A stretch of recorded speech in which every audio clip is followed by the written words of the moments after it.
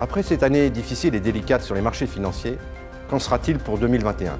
Quelle action privilégier? Donnons la parole à Stéphane Clergeau. Bonjour à tous, je suis Stéphane Clergeau, membre du groupement Actualis Associés, et je suis ravi d'animer aujourd'hui la table ronde « Quelles actions privilégier pour l'après-Covid ?» dans le cadre de la convention Les défis du patrimoine organisée par Actualis Associés depuis quelques années maintenant. Dans un premier temps, je vais vous présenter et laisser la parole pour se présenter brièvement nos 4 intervenants, et on va commencer par Wissem à ma gauche. Très bien. Bonjour à tous, donc Wissem Barbouchi, je suis président fondateur de d'Obafrica Asset Management, société basée à Casablanca qui investit exclusivement dans des sociétés cotées en bourse en Afrique. Alors nous sommes une société qui est en partie détenue par la financière de l'Échiquier et qui travaillons aussi avec la financière de l'Échiquier puisque le fonds Africa Picking Fund que nous gérons est un fonds hébergé à la financière de l'Échiquier, un fonds de droit français. Et nous gérons également un mandat pour le compte d'un fonds de pension norvégien depuis maintenant un peu plus de 4 ans. Le fonds souverain, je crois. Oui, c'est ça. William, peut-être Bonjour, je suis William Higgins, je gère le fonds Indépendance Expansion depuis 1992. Je possède avec ma famille la société de gestion. Le fonds Indépendance Expansion est un fonds value spécialisé en petites valeurs. Je précise ce qu'on entend par value parce que tout le monde est plus ou moins value. Donc nous, on a une décote par rapport au price earning et au prix sur cash flow calculé sur l'année en cours. Et nous sommes qualité value, c'est-à-dire que nous investissons dans les sociétés qui ont une forte rentabilité des fonds propres. Sur les 25 dernières années, le fonds est le premier fonds action en Europe. Je crois, William, qu'il y a un petit frère qui a été lancé il n'y a pas longtemps. Oui, alors nous avons profité de notre expérience pour nous lancer sur un fonds européen, mais qui a 2 ans d'antériorité, mais dont on a découvert qu'on pouvait constituer un portefeuille plutôt plus attrayant que le portefeuille français en screenant l'Europe. Merci. Michel ?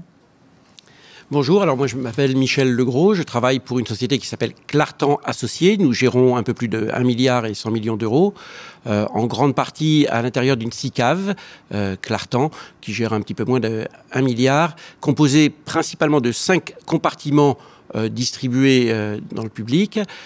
Ces compartiments s'étalent des SRRI 3 à 6, avec en particulier le fonds Clartan Valeurs, qui est le flagship de la société, qui a connu une performance moyenne annuelle nette de frais de 7,5% par an depuis 29 ans et demi.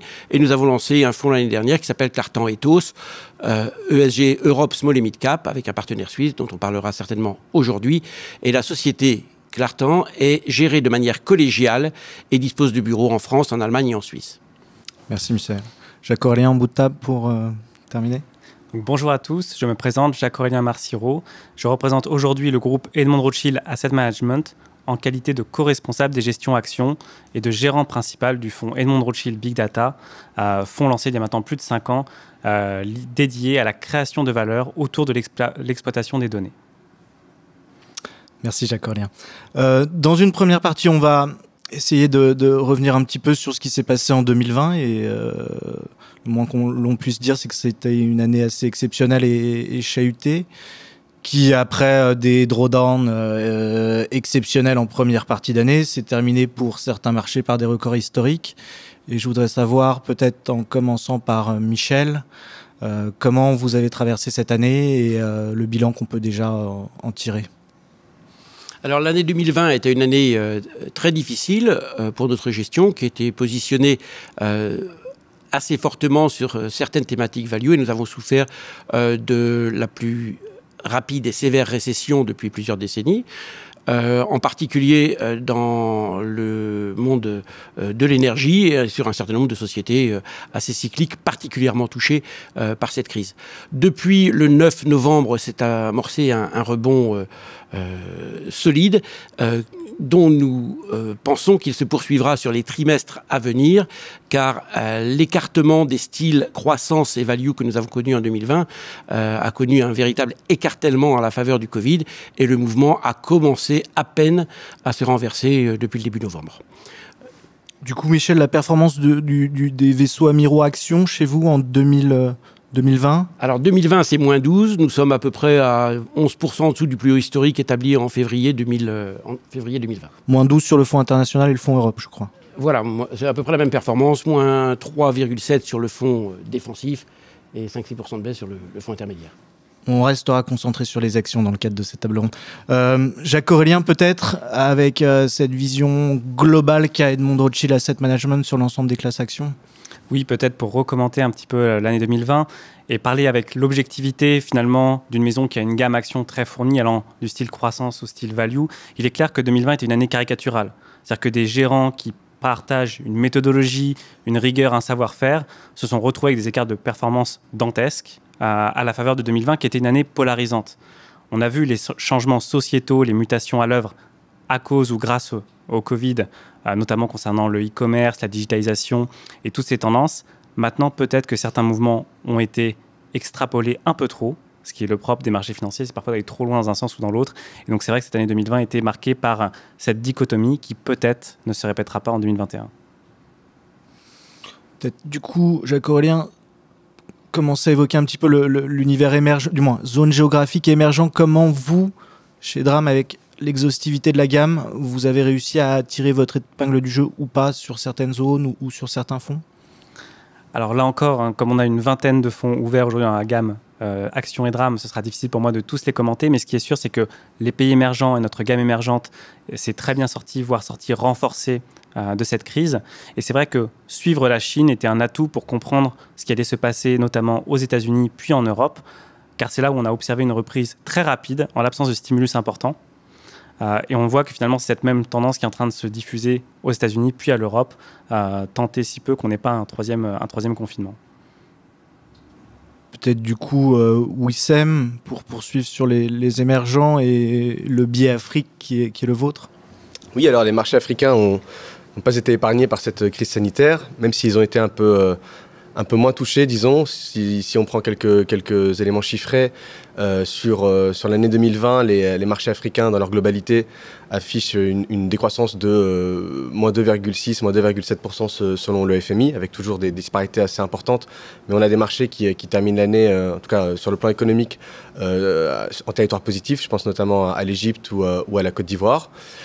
Sur le plan boursier, là aussi, il y a d'importantes disparités. Hein. On a des marchés qui ont terminé l'année en territoire positif. Je pense par exemple au Nigeria, et puis d'autres. Mais là aussi, ce sont des marchés qui sont drivés par plusieurs éléments, hein, les valorisations, les flux, les éléments macro qui ont pour leur part terminé l'année en territoire négatif. Et je pense par exemple au Maroc, à la Tunisie, au Ghana ou à l'île Maurice par exemple. Ce qu'il faut avoir en tête sur les marchés africains, c'est que on reste quand même sur un continent avec des dynamiques de croissance qui sont assez fortes, puisque on attend une croissance sur cette année de l'ordre de 3,7-3,8%, et cette croissance devrait tendre plutôt vers les 4,5% à partir de l'année prochaine. Donc ça reste un continent qui sur le plan de la croissance tire l'économie mondiale, avec toujours les drivers habituels que sont le driver démographique, hein, puisque vous savez on a 1,2 milliard d'habitants en Afrique et une population qui sera 2 fois plus importante en 2050. Et puis on a un univers boursier qui est très très large, avec aujourd'hui un peu plus de 1800 sociétés cotées, et surtout, et je pense qu'on aura l'occasion d'en reparler, des multiples de valorisation qui sont particulièrement attractifs relativement aux autres marchés émergents. Merci. Peut-être pour aller plus micro, William, du coup,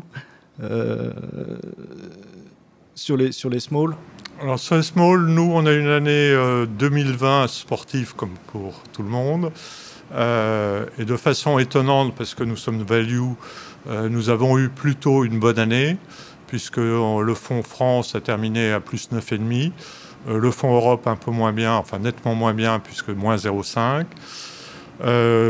Bizarrement, parce que ça n'avait pas du tout été le cas en 2009, quand les marchés ont rebondi, au lieu de se ruer sur les sociétés en perte en espérant qu'elles allaient redevenir bénéficiaires, le marché a l'air de préférer les valeurs qui sont restées bénéficiaires l'année dernière.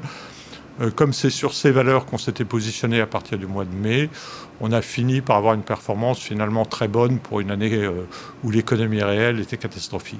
C'est-à-dire, on termine l'année à quelle performance sur la France, on est à 9,5. Sur l'Europe, c'est moins bon, c'est moins 0,5.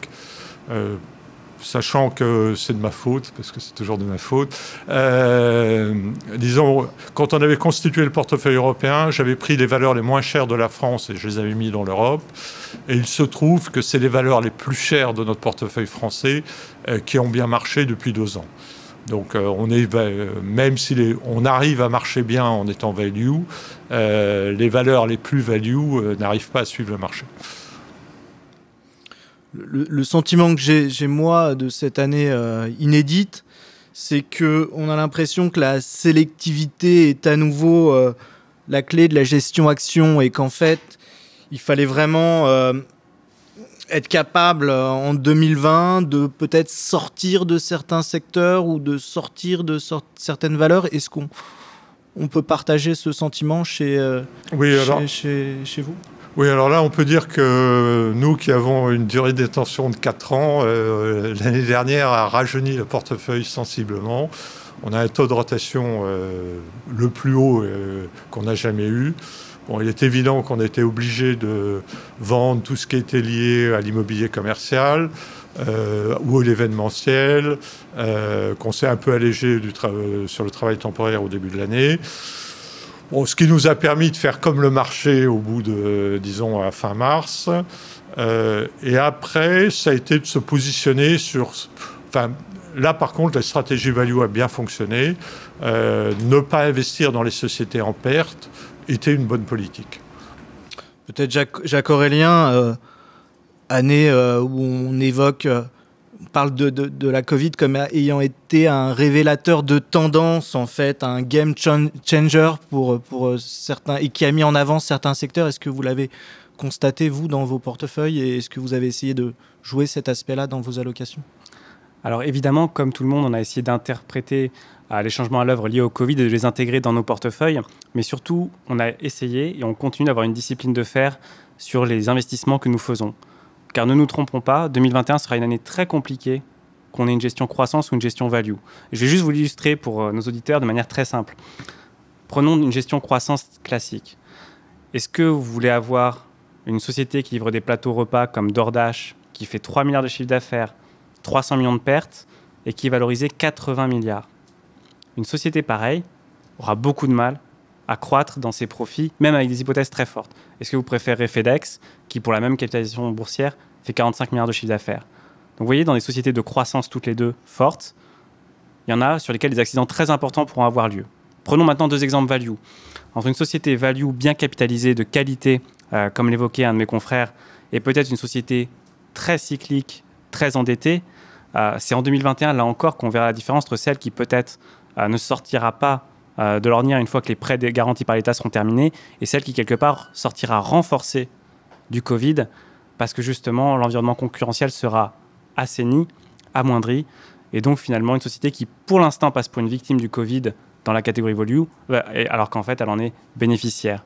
Donc désolé d'être descendu vraiment très dans la micro, mais je pense que c'est important parce que c'est ce qui va se passer sur toutes nos gestions, et c'est là où peut-être des approches comme celle de Michel auront aussi tout leur sens. Non, oui, Michel, value, d'accord, mais est-ce qu'il y a des perdants structurels de cette crise, qui ressortiront de cette crise de la Covid en 2020 ?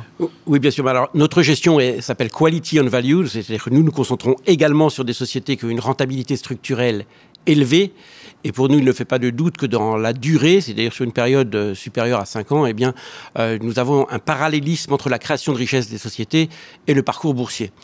Donc, nous sommes extrêmement confiants sur la revalorisation des sociétés que nous avons en portefeuille et qui ont une rentabilité structurelle élevée, qui sortiront renforcées de la crise parce qu'elles sont relativement peu endettées et elles ont renforcé les barrières à l'entrée. Et les valorisations de certaines de ces sociétés sont vraiment très, très basses. À l'inverse, on a parlé de nouvelles tendances. Je ne sais pas à quel moment on en parlera, mais il y a des exemples tout à fait exceptionnels de situations qui ont été créées en 2020. Moi, je cite très régulièrement 3 exemples. Celui, premièrement, de Zoom, qui, après une annonce de résultats à la fin de l'été, a bondi de plus de 40% pour valoriser la société à plus de 50 fois le chiffre d'affaires. Il faut savoir que pour une société comme celle-là, le cours a déjà baissé de 40% par rapport au plus haut. Dans le secteur du cloud, on a eu la première cotation de la société Snowflake, valorisée aujourd'hui à plus de 80 milliards pour un chiffre d'affaires de l'ordre de 500 millions. Et puis vous avez évidemment suivi la tentative de cotation de Ant, la société chinoise de paiement, dont la valorisation devait C'est pour des raisons particulières, mais oui. Inversement, on peut parler d'introduction en bourse réussie pour Airbnb ou pour quelques autres acteurs du cloud aussi aux États-Unis. Bien sûr. Mais nous avons assisté, si je mentionne ces exemples, ce n'est pas pour dire que ces introductions, l'introduction de Ant a été différée, on verra ce qui va arriver, mais c'est pour situer le niveau de valorisation sur certaines de ces sociétés qui, chez nous, nous paraissent excessives et d'assez loin. Ça rejoint un petit peu ma dernière question de cette première partie. C'est du coup, là, en ce début d'année 2021, on peut parler d'une vraie déconnexion entre la valorisation des marchés actions et l'économie réelle ou pas? Et même si là, ça a été illustré par quelques exemples, est-ce qu'on peut généraliser ça à l'ensemble des sociétés? C'est très très difficile de généraliser. L'année 2021 sera particulièrement intéressante, car si on peut parler d'un niveau de valorisation relativement élevé pour les marchés actions en général, et en particulier du marché américain, il faut voir qu'il y a 2 ou 3 mécanismes importants à surveiller. Premièrement, les taux d'intérêt, qui sont déjà passés de à peu près 50 points de base à plus de 1%, 1,10 sur le 10 ans américain, et c'est quelque chose qui pourrait nuire considérablement à la valorisation des sociétés de croissance. Mais à l'intérieur du marché, il y a des parties qui sont véritablement fortement sous-évaluées, qui vont bénéficier d'un retour à la normale de l'économie mondiale qui devrait se produire dans l'année 2021 au fur et à mesure que nous sortirons de la crise sanitaire. Donc il est difficile de parler du marché dans son ensemble puisqu'on peut très bien avoir des pans entiers du marché faisant du surplace pour de nombreux trimestres, voire baisser. Et dans le même laps de temps, d'autres pans se revaloriser substantiellement. William, la déconnexion dans l'univers des small françaises et européennes, elle est notable aussi ou pas? Oui, alors, mais disons, c'est toujours le cas. Il y a des valeurs à la mode, notamment aujourd'hui tout ce qui est lié à la pandémie, enfin, moi qui suis cynique, je me dis que leur valorisation suppose qu'on n'aura pas une pandémie cette année, mais qu'il faudra une nouvelle pandémie tous les 2 ans pour justifier les valorisations.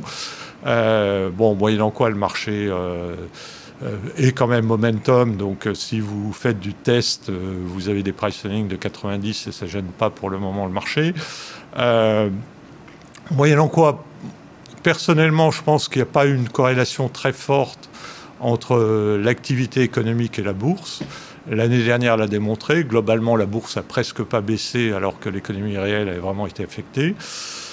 Le point positif, c'est la baisse des taux d'intérêt. À titre personnel, je jouais la hausse des taux depuis un certain temps et j'ai craqué cette année.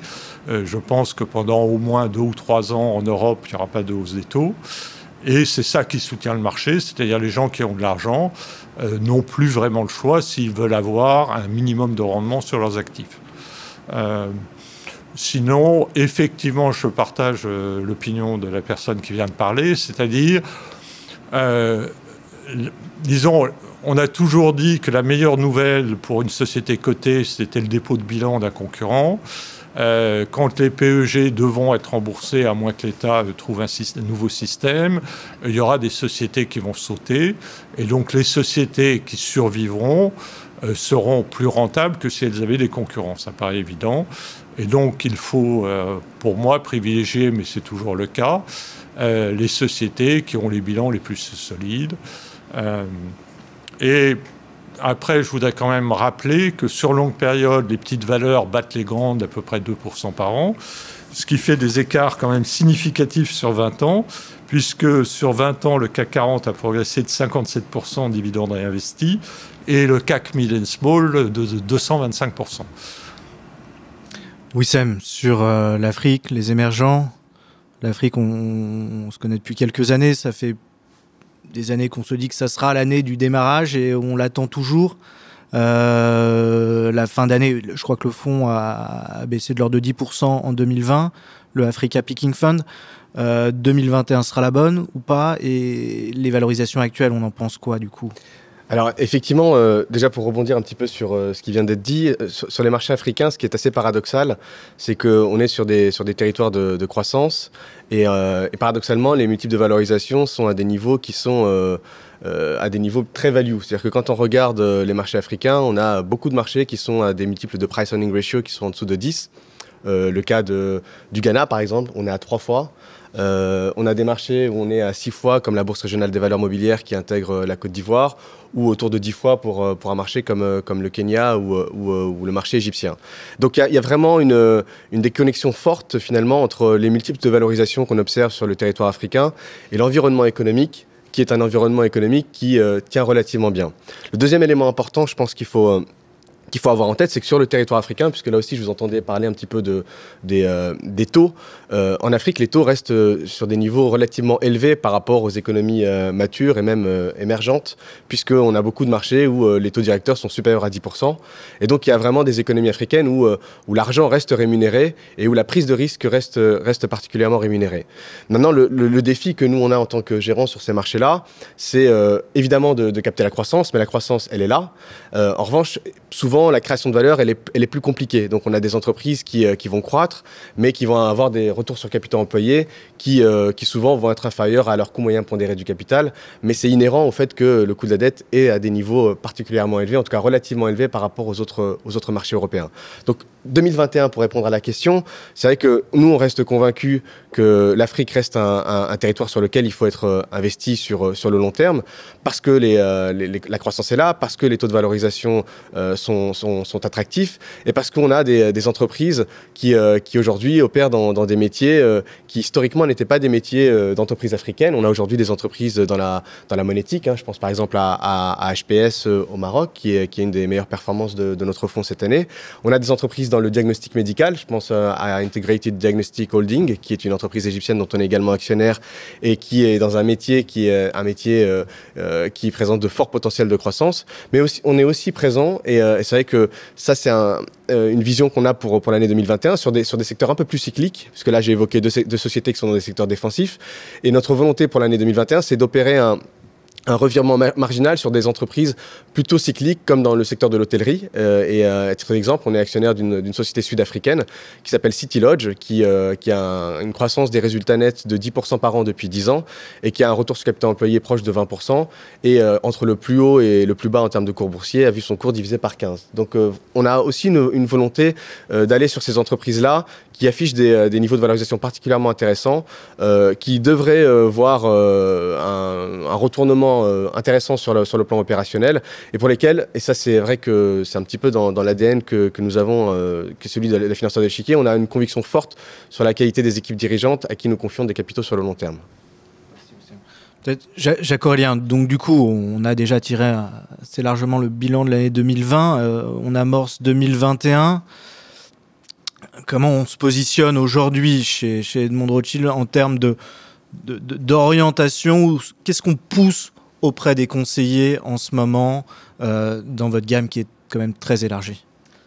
Alors je pense que l'erreur de 2021, ça serait de juste répliquer la stratégie gagnante de 2020. Donc on essaie d'élargir notre horizon et d'aller chercher à des tendances peut-être un peu moins évidentes, mais tout aussi rémunératrices, tout aussi prometteuses. Clairement, pour nous, le secteur de la santé, qui, contrairement à ce qu'on pouvait penser, n'a pas été un des meilleurs secteurs de 2020, est vraiment une perspective d'avenir sur laquelle il faut se positionner sur le long terme. C'est la frontière d'innovation.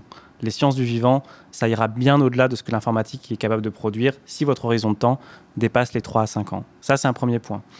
De même, si vous êtes également un véritable investisseur de long terme, vous ne pourrez plus faire l'impasse sur l'Inde très longtemps, qui, on l'a vu à la faveur de cette crise géopolitique entre les États-Unis et la Chine, qui, détrompez-vous, elle est loin d'être terminée. L'administration Biden aura juste une approche plus, on va dire, construite dans son opposition à la Chine. L'Inde est le contrepoids naturel. L'Inde a fait des réformes structurelles depuis 10 ans. Et pourtant, peu de gens vous parlent d'Inde, en tout cas dans les réunions que vous pouvez avoir. Donc l'Inde également, dans les tendances, on va dire, peu connues au bataillon. Et puis derrière, deux incontournables chez nous, qui sont toujours l'investissement socialement responsable, à plus forte raison sur la zone euro, avec des fonds comme Euro Sustainable Equity. Donc vraiment, ce qu'on considère que ces sociétés-là sont armées pour demain et vont bénéficier de flux très importants. Et on ne peut pas mépriser les flux aujourd'hui. Et puis, bien sûr, la thématique du big data, l'exploitation des données, mais toujours avec une discipline sur les valorisations. C'est vraiment ce qui nous différencie et sur ce sur quoi on sera vraiment intransigeant, c'est rester discipliné en 2021, car les accidents, c'est ça qui pourrait faire du mal à la performance de vos portefeuilles. Merci. Michel, vous l'évoquiez tout à l'heure, la value. Jacques-Aurélien nous dit qu'en 2021, ce sera plus que la croissance, ce sera aussi la value. Je crois que c'est dans votre ADN aussi chez Clartan. Peut-être poursuivre dans ce sens-là. Et est-ce que on reste convaincu que même des secteurs qui ont été très perdants pourront pas tirer leur épingle du jeu en 2021 ? Je pense aux foncières, aux sociétés de tourisme, par exemple. Alors, encore une fois, notre processus de gestion s'appelle Quality and Value et nous visons en premier lieu la rentabilité structurelle élevée. Il se trouve que dans des sociétés qui ont une rentabilité structurelle élevée, certaines appartiennent à des secteurs qui ont fortement souffert, comme la vente au détail avec des sociétés de très grande qualité comme Inditex, mais aussi les sociétés liées au tourisme et au segment café, hôtel, restaurant comme Elis ou le secteur de l'énergie qui a très fortement baissé en 2020. Nous pensons que les sociétés que nous détenons actuellement dans ces secteurs vont très fortement se revaloriser sur les années qui viennent et nous ne souhaitons pas du tout dépondérer le portefeuille de ces secteurs actuellement.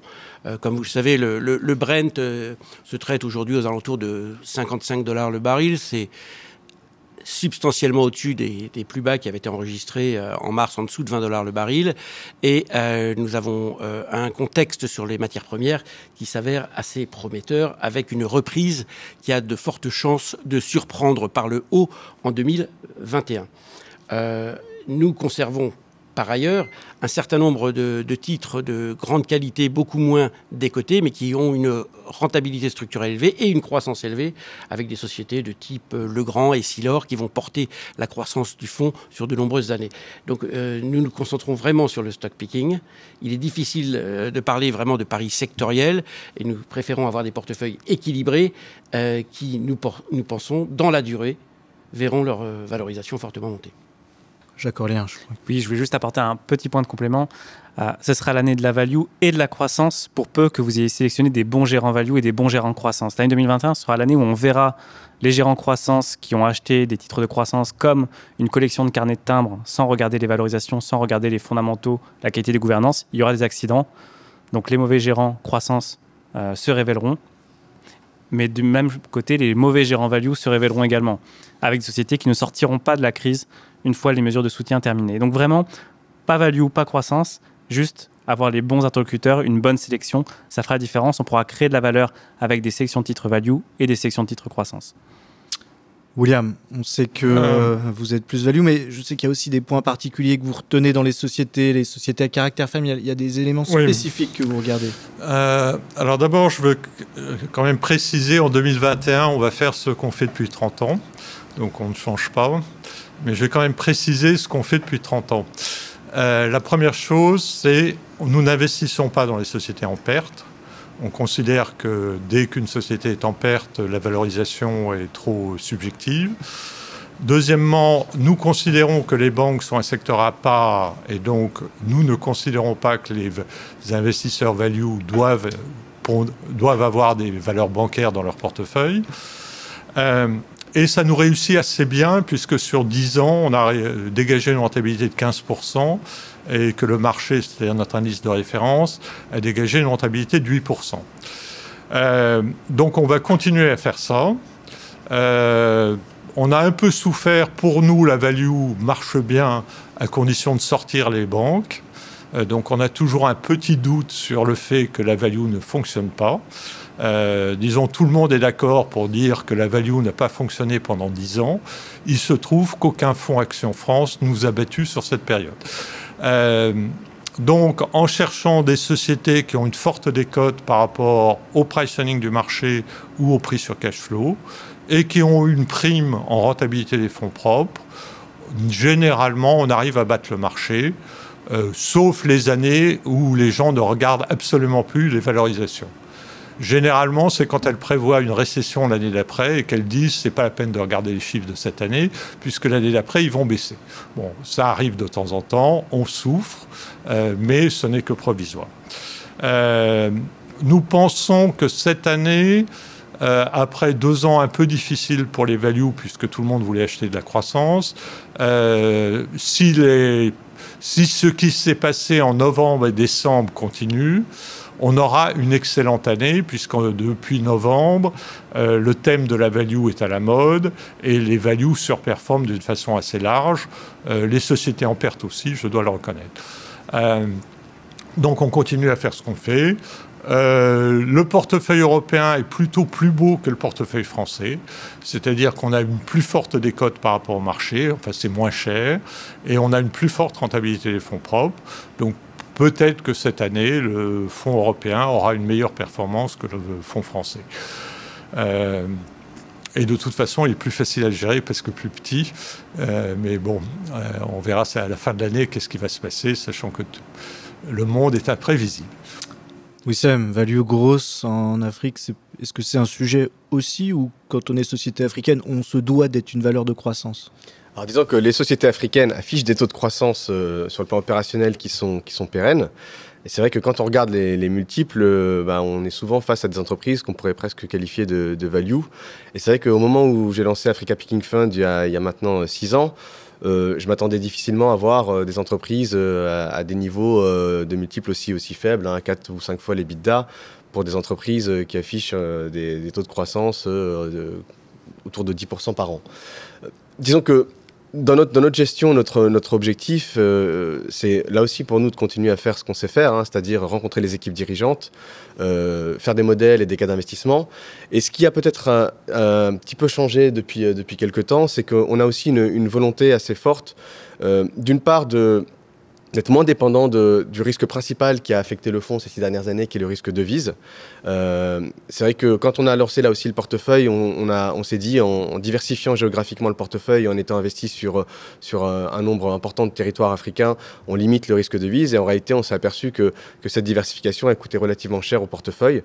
Et donc aujourd'hui, notre volonté, c'est plutôt d'orienter le portefeuille sur des marchés pour lesquels on est plutôt à l'aise sur les devises. Je pense par exemple au marché marocain, dont la devise a tenu, en tout cas est stable versus euro depuis 6 ans. Je pense aussi au marché égyptien, qui a vu la livre égyptienne passer au régime de change flottant en 2016, et qui depuis 2016 a une devise qui est relativement aussi stable par rapport à l'euro. Et je pense enfin à la Bourse régionale des valeurs mobilières, qui est une bourse en francs CFA, et qui est donc arrimée à l'euro, et qui a priori n'a pas de risque sur les devises. Alors ça ne veut pas dire qu'on va abandonner les marchés nigérians, kenyans, ghanéens ou sud-africains, mais ça veut dire qu'on va probablement marginaliser un petit peu ces marchés-là au profit des 3 marchés que je viens d'évoquer. Le deuxième point important aussi pour l'année 2021 pour nous, c'est que notre objectif, ce serait d'obtenir le label ISR pour notre fonds Africa Picking Fund, ce qui ferait de ce fonds-là le premier fonds Afrique à obtenir. On va en reparler, mais quand vous évoquez les devises africaines, en soi, la faiblesse relative du dollar en ce moment et les anticipations de faiblesse du dollar devraient être un élément favorable pour ces devises ou pas ? Oui, c'est sûr que les devises africaines sont plutôt performent relativement bien quand le dollar, disons... Enfin, c'est assez difficile de donner une tendance en fonction d'une devise ou d'une autre. En réalité, chaque marché reste relativement indépendant vis-à-vis des devises, des grandes devises que sont l'euro et le dollar. Ce que moi, je peux dire, c'est que l'expérience que nous avons depuis 6 ans nous montre que c'est difficile de parier sur l'évolution d'une devise sur le court terme ou sur le moyen terme. Et que le meilleur moyen d'y faire face, c'est vraiment d'être en mesure de se dire, soit cette devise-là est pégée, c'est le cas du franc CFA, soit elle a montré sur un horizon long, et c'est le cas du dirham par exemple, qu'elle tient relativement bien. Jacques-Aurélien nous en parlait tout à l'heure. Là, on est plus sur l'Afrique quand on parle avec Wissem, mais la baisse du dollar est aussi un élément favorable pour les investissements en Inde, en Chine, envisagés pour l'année 2021, selon vous, chez Dram ?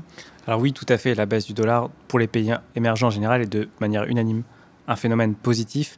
Est-ce qu'il va se poursuivre? Ça, je ne suis pas stratégiste, donc je me garderai bien de commentaires. Mais c'est sûr, quand on regarde les déficits américains et leur orientation et potentiellement l'addition de nouveaux plans de relance, il est clair que ce sera un facteur qui va affaiblir le dollar. Mais toujours est-il que, in fine, ces histoires de devises sont des histoires de force relative d'économie, voire de continent.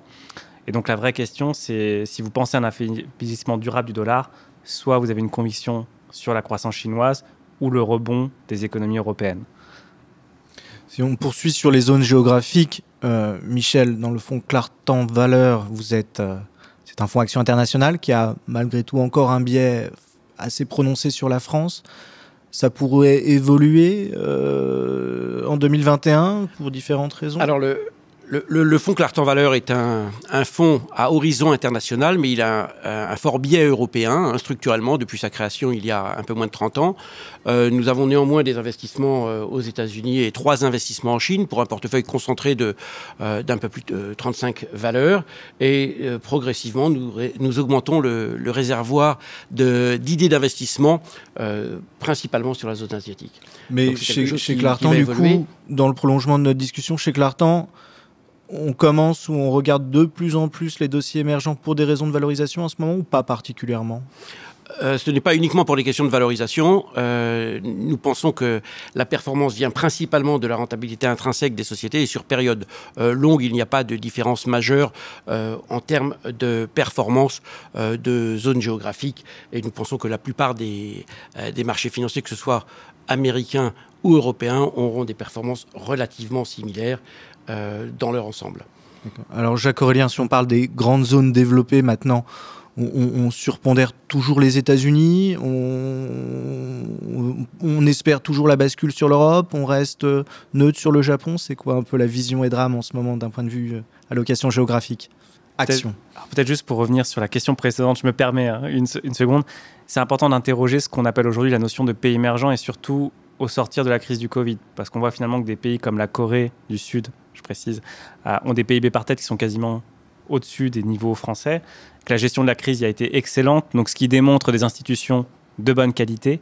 Donc c'est vrai que la notion même de se dire on va mettre moins d'émergents parce que c'est intrinsèquement plus risqué, peut-être que ces pays-là n'ont plus la croissance que peut avoir le continent africain, mais ils ont aussi des niveaux de risque qui sont devenus plus faibles. Donc la notion de pays émergent, je pense, demande à être interrogée. C'est vrai qu'aujourd'hui, les vrais relais de croissance, on va dire très émergents, c'est plutôt l'Afrique, mais certains pays émergents aujourd'hui n'en ont plus que le nom. Je pense à la Corée, je pense à Taïwan en particulier. Et donc pour votre question sur les pays développés, nous, clairement, le point de vue, c'est quelque part que l'Europe est toujours, on va dire, la zone développée la moins aimée des investisseurs. On le voit dans les flux. Les investisseurs américains n'investissent pas sur l'Europe. Les investisseurs japonais de moins en moins. Donc on voit qu'il y a moins d'intérêt. Ça ne veut pas dire que les sociétés ils sont moins performantes, surtout les sociétés qui sont internationalisées, qui sont, on va dire, à l'épreuve du Covid. Ces sociétés-là, tôt ou tard, vont attirer l'intérêt des investisseurs et vont rattraper. Mais c'est vrai qu'aujourd'hui, en termes de zone, l'Europe n'intéresse personne. Et c'est peut-être pour ça que de manière un petit peu contrariante, on se dit qu'il y a quelque chose à aller chercher de ce point de vue-là. Merci. William, les tailles de capitalisation, puisque vous avez un positionnement très particulier dans le cadre de cette table ronde. Ça faisait 2 ans, jusqu'au fin d'année 2019, que les petites et moyennes valeurs avaient tendance à sous-performer. Ouais, elles ont sous-performé pendant 2 ans, mais bon, on ne peut pas surperformer les grandes éternellement, donc ça devait arriver.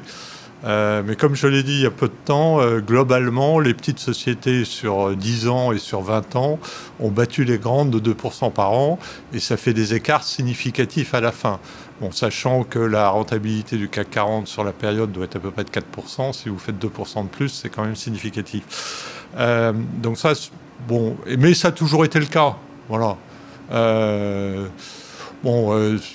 Cet univers qui est très dépendant des flux, vous commencez à constater des flux qui correspondent à cette rotation Non, pas pour le moment.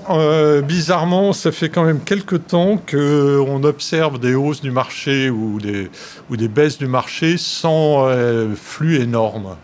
Et en fait, la hausse, parce qu'on a eu quand même une hausse significative depuis le mois de mai, s'est fait sans flux significatif. Jacques-Aurélien, peut-être, parce que vous avez toute l'exhaustivité, la rotation grosse versus small, on l'aperçoit chez Dram, on essaye de commencer à mettre ça en évidence auprès de vos clients ou pas? Alors peut-être si on regarde les flux, notamment sur le marché action américain, qui est un peu le baromètre des actions mondiales, lorsque la pandémie a débuté, et à peu près jusqu'au mois de novembre, le secteur technologique, pour ne citer que lui, captait autant de flux que tous les autres secteurs de la cote réunis. Donc, ce qui montre bien que les investisseurs avaient en tête une obsession, acheter les valeurs technologiques de croissance américaines, que ce soit des Zoom, des Snowflake, des Google, des Facebook, des Amazon. Passé le mois de novembre, on a assisté à quelque chose. Il y avait toujours des flux entrants sur les valeurs technologiques américaines, mais presque autant sur les valeurs financières américaines de bonne qualité, qui quelque part sortiront aussi passablement de la crise. Donc on voit ce rééquilibrage qui a des conséquences sur les styles, puisqu'on sait bien que les valeurs technologiques sont très représentées dans le compartiment croissance, là où l'exemple que j'ai donné des valeurs financières sont, elles, très représentées dans les compartiments value. Donc on assiste finalement à un retour, en tout cas aux États-Unis, sur toutes les typologies de valeurs, toutes les capitalisations boursières, progressivement, et ce rééquilibrage. Donc on ne voit pas finalement les ventes d'un côté pour aller de l'autre, c'est plutôt, on va dire, des pans qui retrouvent un peu d'animation qui n'en avaient plus. Michel, chez Clarton, on a constaté des flux dans la baisse très importante de février-mars sur vos compartiments. Et est-ce que depuis, on a eu des flux qui sont revenus? Comment ça s'est passé à ce niveau-là? Alors, au niveau des flux, l'année 2020 n'est pas une année favorable. Nous avons connu des flux négatifs, c'est-à-dire une décollecte, mais qui s'est principalement concentrée sur notre fonds prudent, SRRI 3, qui, dans un contexte de taux quasiment nul, a du mal à générer de la performance. Mais nous espérons vivement que le rebond qui s'est amorcé à partir de novembre débouchera au fur et à mesure que les performances reviennent à des flux positifs. Et notre objectif chez Clarton Associés est d'avoir une collecte nette structurelle positive. Nous n'avons pas d'objectif de collecte en dehors de cela. Je voudrais préciser ce que je viens de dire, c'est-à-dire pendant la grande période de baisse, c'est-à-dire jusqu'au mois de mars, il y avait une décollecte significative sur les petites valeurs françaises. Et en revanche, de mai à décembre, on a eu une très forte hausse sans souscription significative sur les petites valeurs françaises. Wissem, sur les pays émergents dans leur ensemble, parce que je sais que vous avez des éléments à ce sujet, et puis sur l'Afrique en tant que telle, les flux, ils en sont où et ils décolleront un jour aussi ou pas? Alors, je me permets juste là aussi de rebondir un tout petit peu sur ce qui a été dit par rapport à l'univers small mid cap, parce que c'est vrai que cet univers-là, alors je ne sais pas comment chacun d'entre vous le définit, mais disons que nous, par exemple, en Afrique, en tout cas sur notre fonds panafricain, on a 80% de notre actif investi, dont la capitalisation moyenne est inférieure à 500 millions de dollars. Donc on a vraiment un univers qui est plutôt un univers très small vu du prisme européen ou du prisme mature, alors que c'est vrai qu'on a...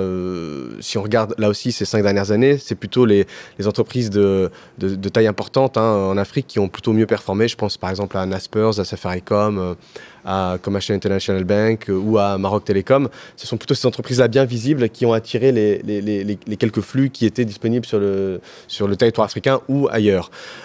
Sur la dynamique des flux, je pense que le point important à avoir en tête sur le continent africain, c'est que encore une fois, on est sur un univers de taux qui est assez élevé. Et on observe sur certains marchés, je pense par exemple au marché marocain, que la baisse des taux obligataires entraîne un rebalancement en fait des gérants du marché obligataire vers le marché action. Et ça, on l'a bien observé au Maroc ces 2 dernières années. On commence à l'observer sur certains marchés comme l'Égypte, comme le Nigeria. Et d'ailleurs, la très forte hausse du marché nigérian est en grande partie expliquée par ces baisses de taux courts sur la fin de l'année 2020. Donc sur le continent africain, le principal driver de flux sur le marché action, c'est la baisse des taux.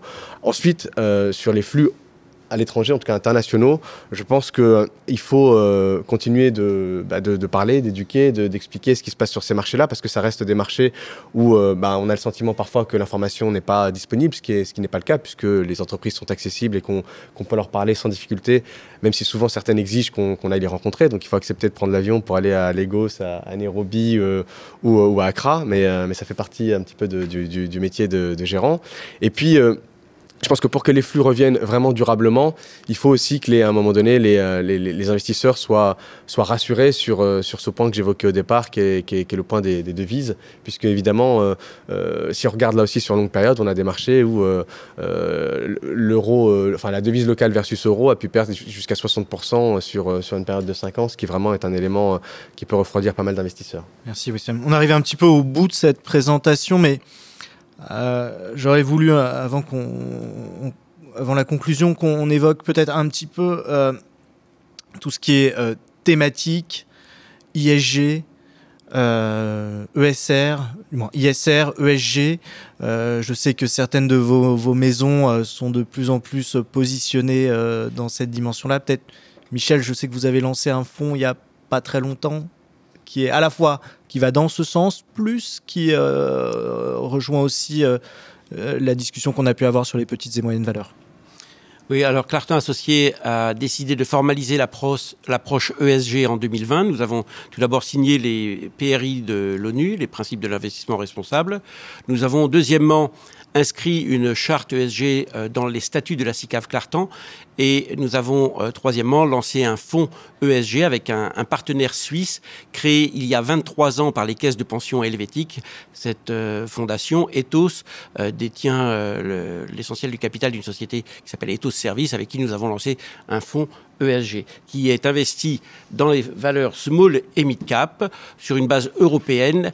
La notation extra-financière et la sélection des membres de l'univers d'investissement étant réalisée par la société Ethos, et la gestion financière à l'intérieur de cet univers d'investissement étant réalisée par Clartan Associés. Et le fonds s'appelle Clartan Ethos ESG Europe Small et Mid Cap.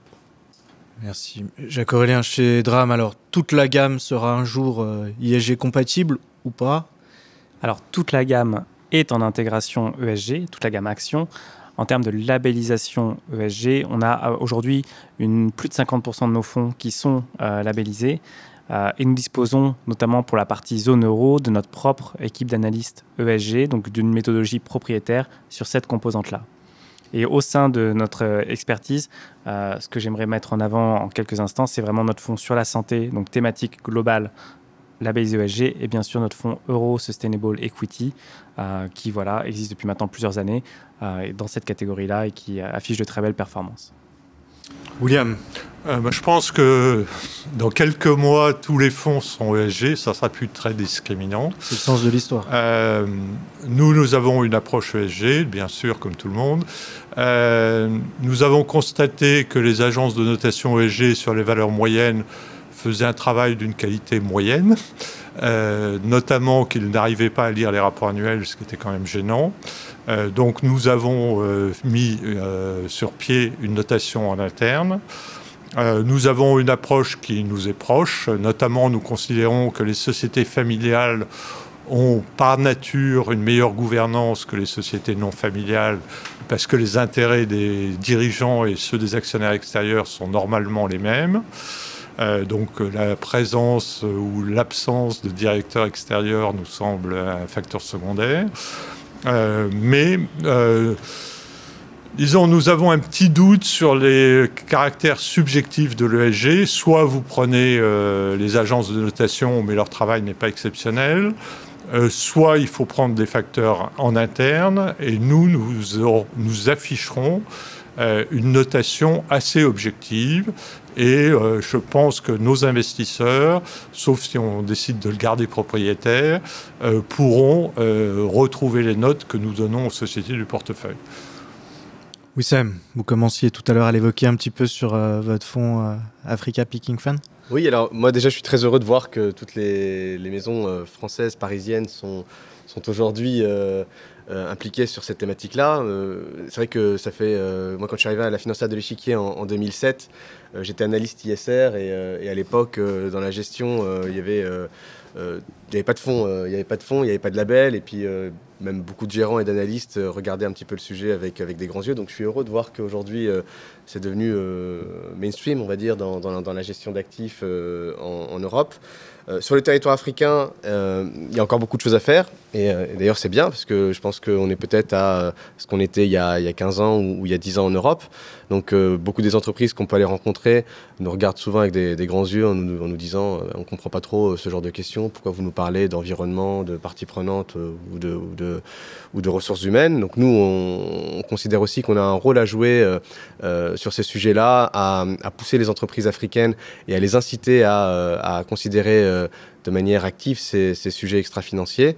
Et donc, ce que je disais tout à l'heure, c'est qu'effectivement, notre ambition à nous, au sein d'Africa Picking Fund, c'est qu'en 2021, nous puissions obtenir ce label ISR, là aussi dans une démarche qui est dans la continuité de ce que fait la financière de l'échiquier, avec toujours un critère de gouvernance qui est essentiel et qui est très important dans notre gestion, et ensuite, au cas par cas, intégrer les sujets ressources humaines, environnement ou parties prenantes selon les sociétés dans lesquelles on a investi. Et je finirai juste par dire, et c'est vrai que je le répète souvent, cette hétérogénéité qu'on voit en Afrique, on la voit aussi sur le plan de l'analyse extra-financière, puisqu'on a des marchés comme le Maroc, par exemple, qui aujourd'hui demande à toutes les entreprises cotées de publier un rapport ISR, et c'est devenu obligatoire depuis 2020.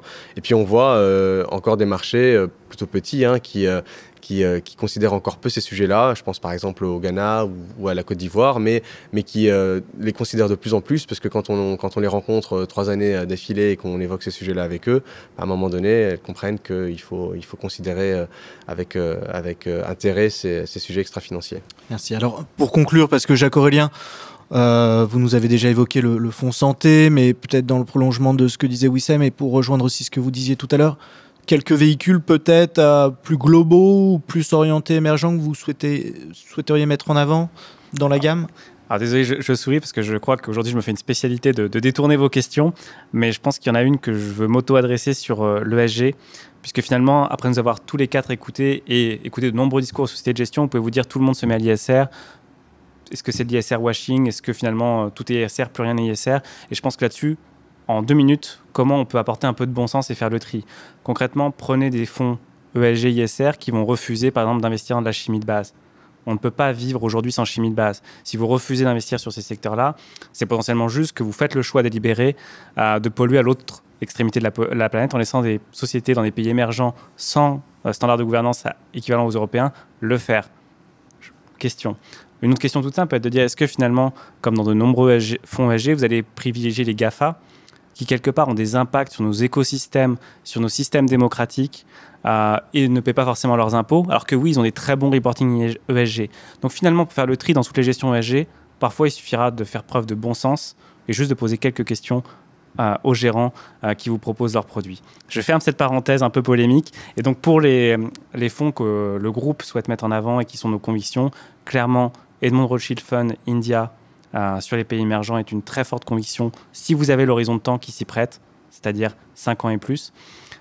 Et si vous avez un horizon plutôt 3-5 ans, mais vous pouvez bien sûr les détenir au-delà, Euro Sustainable Equity sur la partie zone euro et le fonds Edmond Rothschild Big Data pour capitaliser sur la création de valeur liée aux nouvelles technologies avec l'intégration de ces aspects que je viens juste d'évoquer. Voilà. Michel, pour finir, Clartan Valeur ou Clartan Europe en 2021 Alors en 2021, nous allons mettre en avant Clartan Valeur comme chaque année depuis que nous avons lancé ce fonds il y a 30 ans. Ce fonds représente 40 à 50% de la gestion collective de la société et son potentiel de croissance sur les 7-8 prochaines années est estimé au-delà de 10% net de frais pour être conservateur. Ceci est à comparer à un historique de très long terme de 7,5%, mais il faut se rappeler qu'en 2007, le fonds affichait 13% par an sur une période de plus de 15 ans. Donc nous avons l'ambition de doubler le capital de nos clients sur un horizon qui sera probablement très inférieur à 7 ans. Et pour les gens qui s'intéressent aux petites et moyennes valeurs, et ou à la dimension ESG, eh bien, nous serons très heureux de communiquer beaucoup plus sur le fonds Clartan Ethos ESG Europe Small et Mid Cap, qui affiche une performance honorable depuis son lancement en septembre. William, alors moi je suis investi dans les 2 fonds d'indépendance et expansion, mais j'ai plutôt fait la bascule dernièrement du fonds France vers le fonds Europe. Est-ce que c'est votre recommandation aussi ou pas ? J'ai aucune recommandation, l'avenir est trop incertain. Disons, on verra dans un an quel est le fonds qui a le mieux marché. Je voudrais revenir sur l'ESG pour préciser que d'après nous, l'ESG, bien compris par les gérants, doit être une source de performance.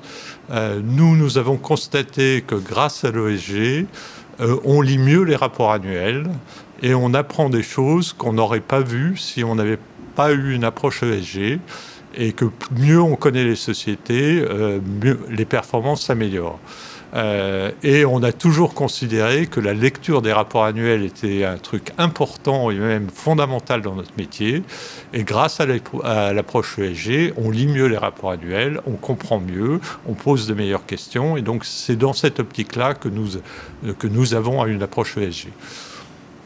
Wissem, pour finir, on a fait une bonne première semaine ou pas sur Africa Picking Fund, et est-ce que l'année est bien lancée? L'année est relativement bien lancée. Alors c'est vrai que c'est toujours difficile de s'avancer sur seulement une semaine, mais à vendredi dernier, le fonds devait être à plus 2,5 en euros. Donc j'espère que cette bonne lancée de première année va se poursuivre dans les mois à venir. Et c'est vrai que voilà, moi je reste convaincu que le territoire africain est un territoire sur lequel on doit être investi. Peut-être pas de manière majoritaire, mais au moins de manière marginale. Et puis je suis convaincu que si je reviens ici dans 10 ou 15 ans, les marchés africains auront grandi, on aura plus d'entreprises dans lesquelles on pourra investir. L'ISR sera aussi un sujet mainstream dans la gestion africaine. Et on parlera d'Afrique peut-être de manière aussi aisée et aussi claire que ce qu'on peut évoquer quand on parle des marchés asiatiques ou des marchés d'Amérique latine aujourd'hui. Voilà. Messieurs, je vous remercie pour cette table ronde et je vous souhaite une bonne fin de journée. Merci de nous avoir invités.